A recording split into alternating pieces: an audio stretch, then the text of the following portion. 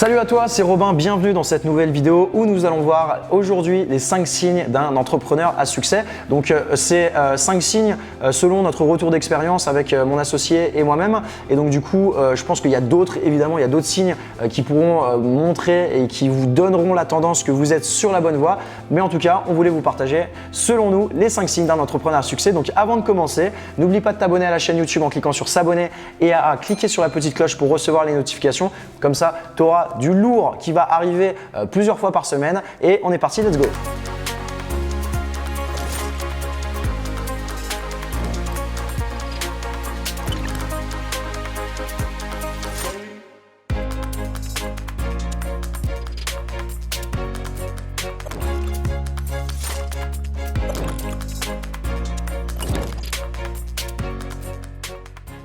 Donc 5 signes d'un entrepreneur à succès. Donc alors le premier signe, je vais aller droit au but. Le premier signe pour moi, c'est vraiment lorsque tu comprends l'importance d'avoir de bonnes habitudes. Donc j'imagine que j'ai déjà fait d'ailleurs, je crois, une vidéo là-dessus où je te parlais du Miracle Morning. Donc je t'invite à vraiment lire ce bouquin, il est vraiment pas mal. Où en fait tu prends des habitudes, tu prends des routines matinales. En fait, avoir des bonnes habitudes, ça veut dire que vraiment tu commences à passer à un niveau supérieur. Ça veut dire que le matin tu te lèves, tu vas faire du sport, tu vas faire un peu de méditation, tu vas écrire, tu vas lire un bouquin, tu vas écouter un livre audio par exemple avec Uber.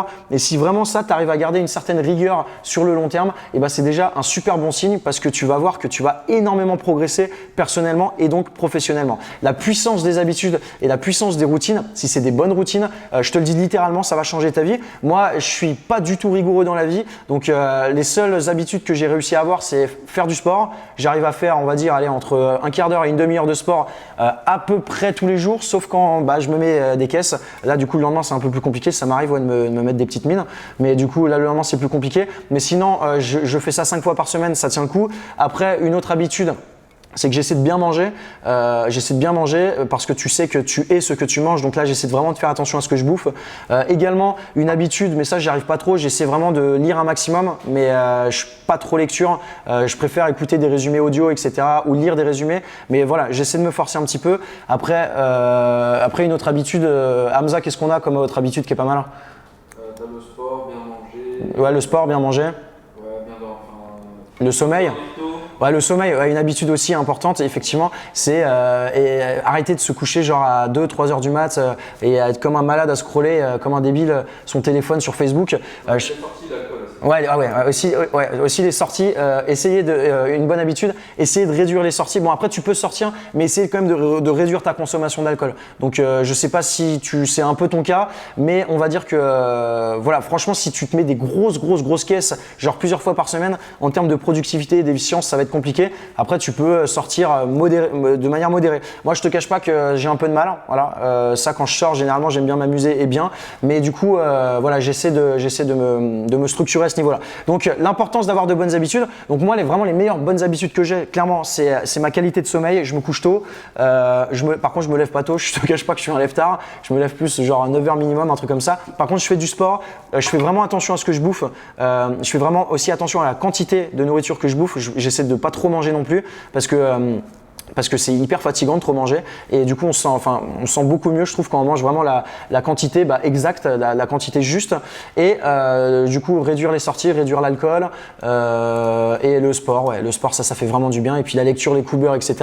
Ça, c'est vraiment des bonnes habitudes que j'ai mis en place. Après voilà, il y a d'autres choses. La méditation par exemple, c'est un truc que j'essaie de faire, mais je suis trop impatient, j'ai pas encore réussi, mais j'aimerais bien à terme pouvoir un petit peu plus méditer. Donc première chose, voilà, c'est ça. Si tu comprends l'importance d'avoir des bonnes habitudes, déjà comprendre l'importance, c'est un premier signe que tu es un entrepreneur à succès.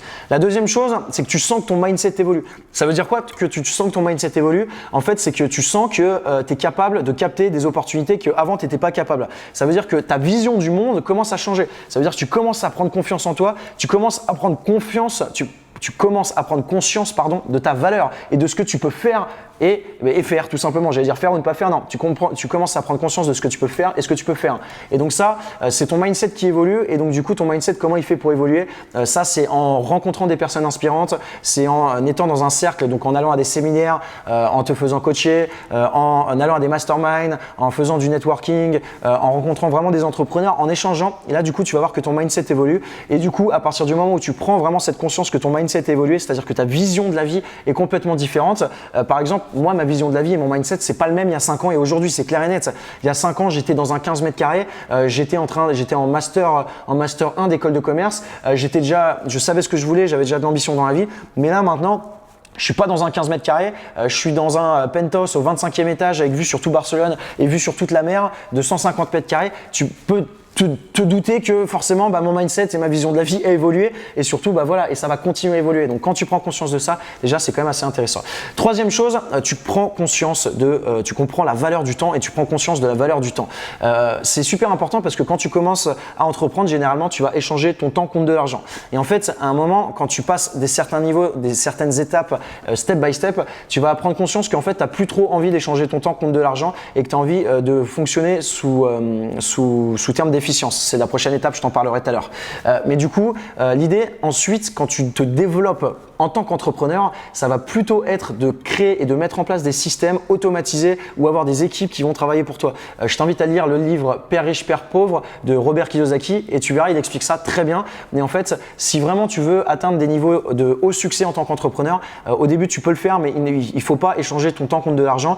Il faut vraiment prendre la valeur du temps. Il n'y a qu'une seule chose que tu ne peux pas acheter dans ce monde et dans la vie, c'est le temps. Donc c'est super important de pouvoir aujourd'hui construire ta vie pour avoir du temps. Avoir du temps pour développer tes projets, avoir du temps pour passer du temps avec ta famille, avec tes amis, avoir du temps pour faire ce qui te rend heureux. Si ce qui te rend heureux, c'est travailler 12 heures par jour, fais-le. Si ce qui te rend heureux, c'est voyager, crée-toi la vie, façonne-toi la vie pour pouvoir voyager. Et là, du coup, quand tu prends conscience de ça, c'est super important et c'est vraiment un signe très très important que tu es sur la bonne voie. Quatrième chose, c'est l'efficience. Là, tu comprends la différence entre travailler intelligemment de manière productive et travailler durement. Donc, tu vois, par exemple, au début, c'est toi qui vas être sur tous les fronts. C'est toi qui vas faire le copywriting de tes pages de vente. C'est toi qui vas faire les vidéos de vente. C'est toi qui vas monter les vidéos. C'est toi qui vas faire les réseaux sociaux. C'est toi qui vas faire les pubs. C'est toi qui vas vendre. C'est toi qui vas faire la prestation, etc. Donc là, du coup, en fait, tu vas vraiment travailler durement. Et si tu veux, en termes de résultats, vu que tu es sur tous les fronts, c'est pas ce qu'on appelle de l'efficience. À terme, quand tu vas te développer, il va falloir que tu mettes en place des systèmes automatisés, comme je te l'ai dit précédemment, et il va falloir que tu recrutes des équipes pour que toi tu travailles de manière efficiente. Nous aujourd'hui, lorsqu'on lance un nouveau projet, je t'explique très rapidement comment on fait. Donc là, on est en train de créer une nouvelle société. Donc on est 5 associés. Et ce qu'on a fait, c'est qu'on a fait une immersion dans les hauteurs de Barcelone, dans un hôtel, un endroit super inspirant encore une fois. Et pendant 3 jours, on était en immersion dans une salle de réunion et on a mis en place tout le plan d'action de la société. C'est-à-dire, on n'a vraiment rien laissé au hasard. D'ailleurs, si ça vous intéresse, que je vous partage un petit peu la structure d'un plan d'action pour créer une société et avoir une vision sur les 3, les 5, les 10 prochaines années, bien évidemment, qui sera assujettie à évoluer elle aussi, cette vision-là. Mais si ça t'intéresse que je te partage vraiment un petit peu cette session de travail qu'on a fait pendant 3 jours où vraiment on a pris en compte tous les facteurs et aujourd'hui on sait exactement ce qu'on doit faire, qui doit le faire, comment on doit le faire, quand on doit le faire, il n'y a rien qui est laissé au hasard. Et en fait ce qu'on a fait, c'est qu'on a mis tout ça sur papier, donc c'est un fichier aujourd'hui qui fait 26 pages, qui va valoir plusieurs millions d'euros dans les prochains mois et dans les prochaines années, je te le dis. Et du coup on a tout mis sur papier et en fait après c'est des personnes pour nous qui vont s'occuper de leur opérationnel. Donc il va y avoir du recrutement, il va y avoir de la formation, il va y avoir de la structuration. Mais ça, c'est des gens qui vont le faire pour nous. Nous, on a pensé la stratégie, on a mis ça en place. Et ça, c'est hyper efficient parce qu'aujourd'hui, c'est notre travail. C'est de penser la stratégie et de la mettre en place, de l'optimiser, de l'améliorer bien évidemment au fur et à mesure du temps et ensuite de continuer dans cette voie-là. Donc avec des reportings. Chaque semaine, on a des petites réunions hebdomadaires, des réunions mensuelles, des réunions trimestrielles pour s'assurer du bon suivi de l'évolution de nos différents projets. Mais aujourd'hui, c'est comme ça qu'on travaille de manière efficiente avec des équipes qui s'occupent de faire le travail opérationnel pour vous. Que ce soit des community managers, des commerciaux, des managers, des comptables, enfin tout ce que tu veux, quoi. Ok ? J'ai fait une vidéo là-dessus où je te parle des prestataires indispensables pour atteindre le 1 million d'euros de vente de chiffre d'affaires par an. Je t'invite à aller regarder sur la chaîne YouTube. 5e chose, tu prends conscience que tu es sur la bonne voie en tant qu'entrepreneur, c'est un bon signe quand tu es coachable.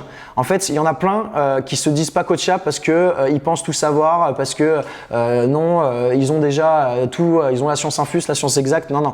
Il faut, quand tu es entrepreneur, te remettre en question tous les jours. Il faut accepter que tu fasses des erreurs, il faut accepter que tu te trompes et il faut accepter que des personnes soient meilleures que toi et qu'elles puissent qu'elle puisse t'apprendre des choses et qu'elle puisse t'inculquer certaines valeurs et certaines stratégies, que ce soit des valeurs, des stratégies, des plans d'action, ce que tu veux. En fait, quand tu es coachable, quand tu te fais coacher, c'est un signe extrêmement positif parce que ça veut dire que ton cerveau accepte la remise en question, de penser autrement et de penser de manière beaucoup plus intelligente. Voilà, c'était tout simplement les 5 signes pour moi d'un entrepreneur à succès. Partage-moi dans les commentaires quels sont selon toi les signes d'un entrepreneur à succès. Je serais très intéressé de le savoir. Si cette vidéo t'a plu, tu peux mettre un petit pouce bleu. Et si ça t'intéresse également de savoir comment nous on a mis en place vraiment tout le plan d'action avec nos différentes sociétés, notamment les stratégies de webinar, les stratégies de webinar automatisées, les clauses par vente avec nos closers au téléphone qui nous a permis de générer plusieurs millions d'euros de ventes par an et qui nous permet de générer 4 millions d'euros par an aujourd'hui,